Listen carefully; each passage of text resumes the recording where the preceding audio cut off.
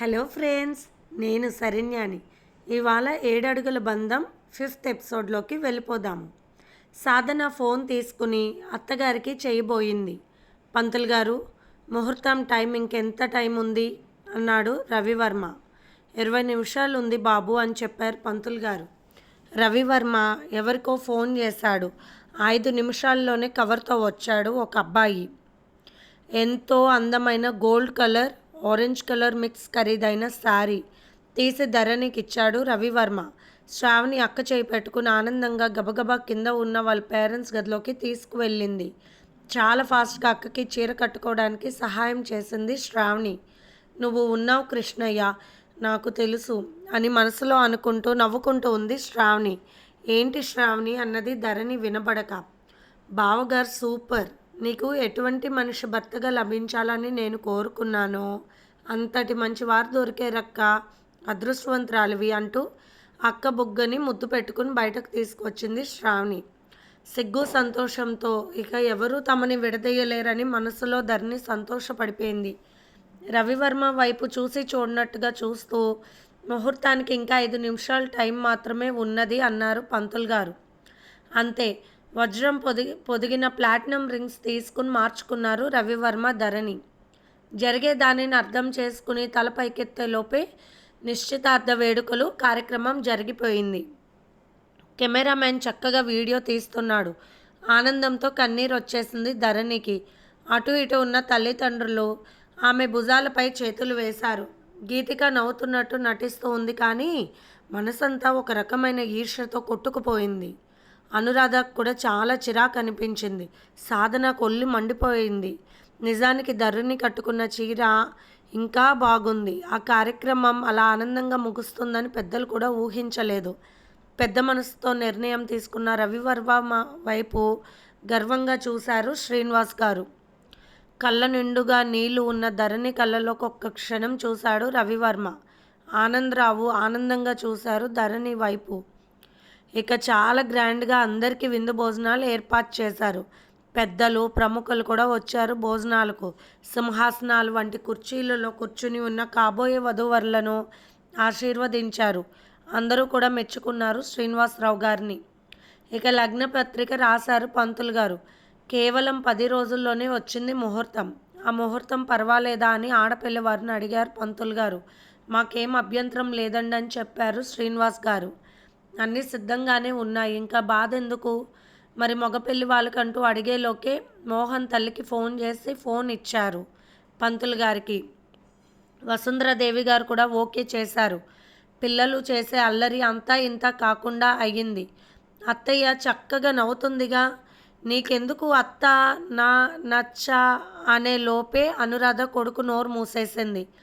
ఆ హడావుల్లో ఆ సంతోషాలతో ఆ మాటలు ఎవరూ గమనించలేదు, కానీ గీతిగా గమనించింది. ఏంటి బాబు అంటున్నావని మళ్ళీ అడిగింది. రాధాకృష్ణ గారు కొడుకుని తీసుకుని బయటికి వెళ్ళిపోయారు. దుర్గమ్మ గారు ఎంతో ఆనందపడిపోయారు. ఎక్కడ కార్యక్రమం అడ్డంకి వస్తుందని మొక్కుకున్నారు. అంతలోనే కృష్ణానదిలో స్నానం చేసి దుర్గమ్మకు దీపాలు వెలిగిస్తుంది ధరణి అని ఆ మొక్కు వెంటనే చెల్లించుకోవాలి అనుకున్నారు. దేవిక గారు కూతురు వైపు చూస్తూ ఆనందపడిపోతూ పక్కకు తిరిగి కళ్ళు తుడుచుకుంటూ ఉన్నారు. నిజమే, అత్తారింటికి వెళ్ళడం అంటే మామూలు మాటలు కాదు. ఏమీ లేకపోతేనే ఎన్నో బాధలు పడాల్సి వస్తుంది ఆడపిల్లలకు. కానీ ఒక లోపం ఉన్నప్పుడు దానిని అందరూ మంచిగా స్వీకరించరు. సాధనను, అనురాధను చూస్తుంటే ఒక రకంగా అనిపిస్తుంది. ఆమె మనసుకు భయంగా. ఇక అత్తగారు ఎలా ఉంటారో అని మనసులో భయంగా అనిపించింది. అమ్మా అంటూ పిలిచింది ధరణి. ఏంటమ్మా అలా ఉన్నావు? ఏం లేదు నాన్న అంటూ పని ఉన్నట్టు లోపలికి వెళ్ళిపోయారు దేవిక గారు కళ్ళు తుడుచుకుంటూ. ఇక అనురాధకు, సాధనకు పట్టు చీరలు పెట్టి తాంబూలాలు ఇచ్చారు. స్వీట్ ప్యాకెట్స్, చాక్లెట్స్ శ్రావణి ముందే కొనుక్కొచ్చిన బొమ్మలు ధరణితో ఇప్పించింది పిల్లలకు. హ్యాపీగా తీసుకున్నారు. అత్త వెళ్ళొస్తానని చెప్పారు, పిన్ని వెళ్ళొస్తామని చెప్పారు. పెద్దలందరికీ చెప్పి రవివర్మ కూడా వెనక్కి వెళ్ళారు. ధరణి రవివర్మ వైపే చూస్తుంది. కనీసం వెళ్ళేటప్పుడు తన వైపు ఒక్కసారైనా చూడొచ్చు కదా అనుకుంది మనసులో. అందరూ అందరికీ చెప్పి వెళ్ళారు. ధరణికి ఆడబొడుచు తోడికోడలు చెప్పలేదు. అందరూ వెళ్ళిపోయాక హాల్లో కూర్చుని మాట్లాడుకుంటున్నారు అందరూ. చీర వల్ల ఎంత రసబస అవుతుందో అని భయపడ్డానురా శ్రీను అన్నారు దుర్గమ్మ గారు. నాకు చాలా కంగారుగా అనిపించింది అత్తయ్య గారు అన్నది దేవిక. ఆడపిల్లలను అంత గారాబం చేయవద్దని మొత్తుకుంటూ ఉంటాను. అయినా వినిపించుకోవు కదా నువ్వు. అంత శ్రద్ధ లేకపోతే ఎలా అంటూ కోప్పడ్డారు దుర్గమ్మ గారు. అక్క వల్ల జరగలేదా పొరపాటు అన్నది శ్రావణి. ఇంతలో వెక్కి వెక్కి ఏడుస్తూ కూర్చుంది అక్కడ గీతిక. ఏమైందమ్మా అంటూ కంగారు పడ్డారు శ్రీనివాసరావు గారు. పొరపాటున నా చేతిలో నుండి పడింది నాన్నగారు, అందుకే నాకు చాలా బాధ కలిగిందంటూ ఏడుస్తూ ఉన్న గీతిక చేయి పట్టుకుని ధరణి పొరపాటు జరిగింది. ఏమైంది అంతలా ఏడవాలా ఏంటి? బాధపడకు చిన్ని అంటూ చెప్పింది ధరణి. ఏదైనా జరిగి పెళ్ళి ఆగిపోతే అప్పుడు కదా అందరూ నన్ను అనేవాళ్ళు అన్నది గీతిక. అలా విపరీతంగా ఎందుకు ఆలోచిస్తున్నావు చిన్నక్క నువ్వు అన్నది శ్రావణి. అయినా నాన్నగారు పెయింట్ వేసుకునే సీసా అక్కడికి ఎందుకు వెళ్ళిందో నాకు అర్థమే కాలేదన్నది శ్రావణి. దొంగ మొహంది, ఇందాకటి నుంచి అదే మాట పట్టుకుని వేలాడుతుంది. వదలవా ఇక విషయం అని చిరాకుగా చూసింది గీతిక. అవును, నేను కలర్ వేసుకుని నా గదిలో కదా పెట్టాను, అక్కడికి ఎలా వెళ్ళిందన్నారు శ్రీనివాసరావు గారు. అక్క నువ్వు కానీ ఎందుకన్నా కలర్ అనుకొని తీసుకుని వెళ్ళావా అన్నది గీతిక ఏం ఎరగనట్టు. లేదు గీతిక, నేను అసలు కిందకి రాలేదు అన్నది ధరణి. దానికి కాళ్ళు వచ్చి వెళ్ళినట్టుంది ఈసారి, ఆ కాళ్ళను కనిపెట్టి కర్రతో ఒకటి వేస్తే పోతుంది పీడ అన్నది శ్రావణి చురుగ్గా చూస్తూ. ఎందుకు మళ్ళీ మీరందరు గోల, మంచి జరిగింది కదా, ఆ మంచి విషయాలు చెప్పుకుందాం కాసేపు అన్నారు ఆనందరావు గారు నవ్వుతూ. మంచి విషయాలు చెప్పుకుందామని చెప్పడమే కానీ నీ పెళ్ళి ఊసు మాత్రం ఎత్తవు కదూ అన్నారు దుర్గమ్మ గారు. ఆనందరావు గారు కాసేపు తల్లి వంక సీరియస్గా చూశారు. దుర్గమ్మ గారు తల వంచుకున్నారు. ధరణి ఎంత అదృష్టవంతురాలివి, అబ్బాయి చాలా బాగున్నారు అన్నాడు ఆనందరావు. నిజంగా చాలా అదృష్టవంతురాలు అన్నారు శ్రీనివాసరావు గారు. అవును, ఆ క్షణంలో ఎవరికి తట్టని ఆలోచన అబ్బాయికి తట్టి వెంటనే చీర తెప్పించబట్టి సరిపోయిందంటూ మెచ్చుకున్నారు దేవిక. రవివర్మ గురించి ఎవరు ఏమి చెప్పుకున్నా నా మనసు ఎందుకు ఆనందంతో పొంగిపోతుందని ధరణి లోపలే సిగ్గుపడుతూ నవ్వుకుంటుంది. చదువులో సరస్వతి అంటారు, ఇక పెయింటింగ్లో ప్రజెంటేషన్స్ వస్తే మెచ్చుకుంటారు అందరూ అక్కని. కనీసం అందమైన నేను బాగున్నానని మాట వరుసకైనా ఎవరూ చెప్పుకోరు, దాన్ని మెచ్చుకుంటున్నారని ధరణి ముఖంలో ఆనందం చూడలేక పైకి వెళ్ళిపోయింది గీతిక.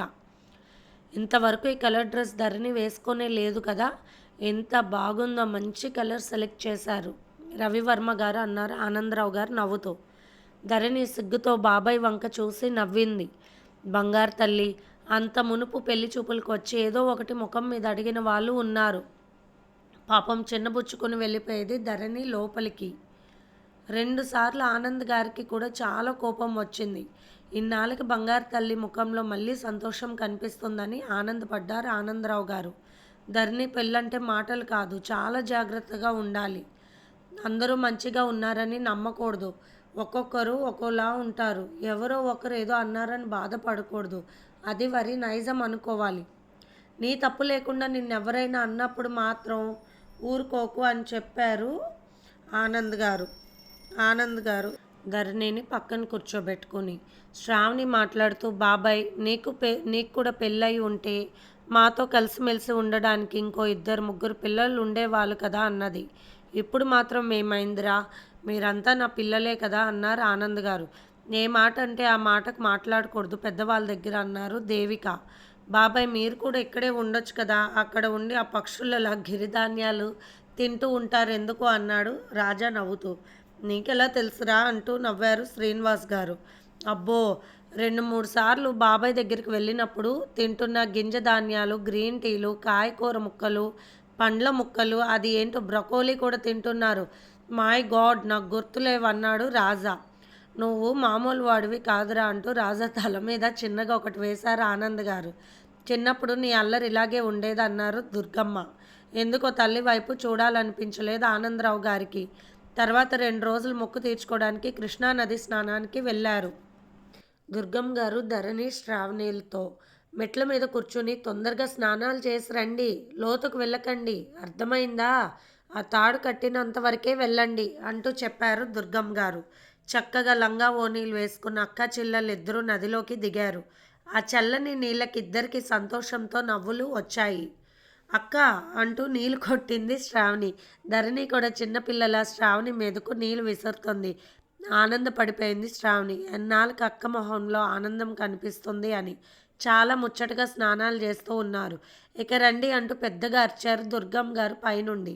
ఇంతలో శ్రావణి ఓణి నదిలో పక్కకు వెళ్ళిపోయింది. ఓణి చూడు ఎలా వెళ్ళిపోతుందంటూ నీళ్ళలో ముందుకు వెళ్తున్న శ్రావణి చేపట్టుకుంది ధరణి. వద్దు వెళ్ళకంటూ అమ్మో నా కత్త ఓని అంటూ ముందుకు అడుగులు వేసింది శ్రావణి. కాలు జారినట్టు అయ్యింది శ్రావణికి.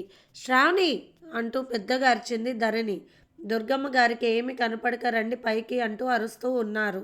ఇది ఫ్రెండ్స్ ఇవాల్టి 7 అడుగుల బంధం ఎపిసోడ్. రేపు ఇంకొక ఎపిసోడ్తో మళ్ళీ కలుద్దాము. Thank you friends. బాయ్.